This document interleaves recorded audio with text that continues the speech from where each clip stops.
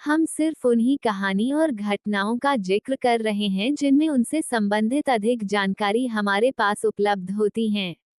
इसलिए आखिरी भाग के बाद कुछ हिस्से छोड़कर आज हम तुर्वसु और अनु वंश की जानकारी लेने वाले हैं।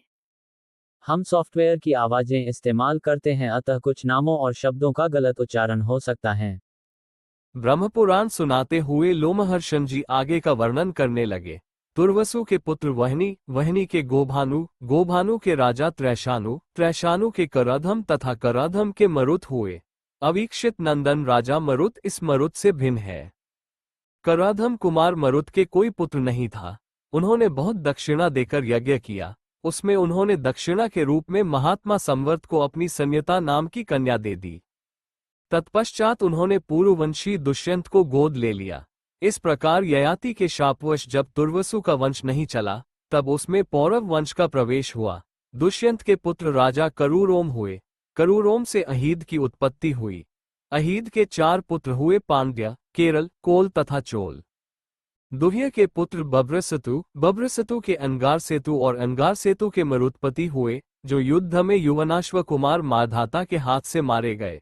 अंगारसेतु के पुत्र राजा गैंगधार हुए, जिनके नाम पर गैंगधार प्रदेश विख्यात है। गैंगधार देश के घोड़े सब घोड़ों से अच्छे होते हैं। गांधार प्राचीन भारत का एक महत्वपूर्ण जनपद था, जो वर्तमान में उत्तर पश्चिमी पाकिस्तान और पूर्वी अफगानिस्तान के कुछ हिस्सों में फैला हुआ था। ये 16 महाजनपदों में से एक था और इसकी राजधानी तक्षशिला थी।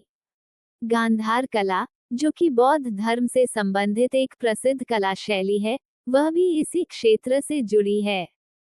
गांधार का उल्लेख महाभारत में भी मिलता है, जहां गांधारी धृतराष्ट्र की पत्नी और कौरवों की माता गांधार की राजकुमारी थीं। शालिहोत्र संहिता नाम के प्राचीन ग्रंथ में 48 प्रकार के घोड़ों का उल्लेख है, जिनमें से कुछ घोड़े गांधार क्षेत्र से संबंधित थे। अनु के पुत्र धर्म, धर्म के द्यूत, द्यूत के वंदोह, वंदोह के प्रचेता और प्रचेता के सुचेता हुए। ये अनु के वंशज बतलाए गए। यदु के 5 पुत्र हुए, जो देवकुमारों के समान सुंदर थे। उनके नाम हैं सहस्त्राद, प्रयोद, क्रोष्टु, नील और अंजिक। सहस्त्राद के 3 परम धर्मात्मा पुत्र हुए, हय, हय तथा वेनुहय। हय का पुत्र धर्मनेत्र हुआ। धर्मनेत्र के कार्त और कार्त के साहंज नामक पुत्र हुए। साहंज ने साहंजनी नाम की नगरी बसाए। साहंजनी नगर का उल्लेख जैन धर्म में भी मिलता है, जिसके राजा महाचंद थे। साहंज का दूसरा नाम महिष्मान भी था। उनके पुत्र प्रतापी भद्रश्रेण्य थे। भद्रश्रेण्य के दुर्दम और दुर्दम के कनक हुए।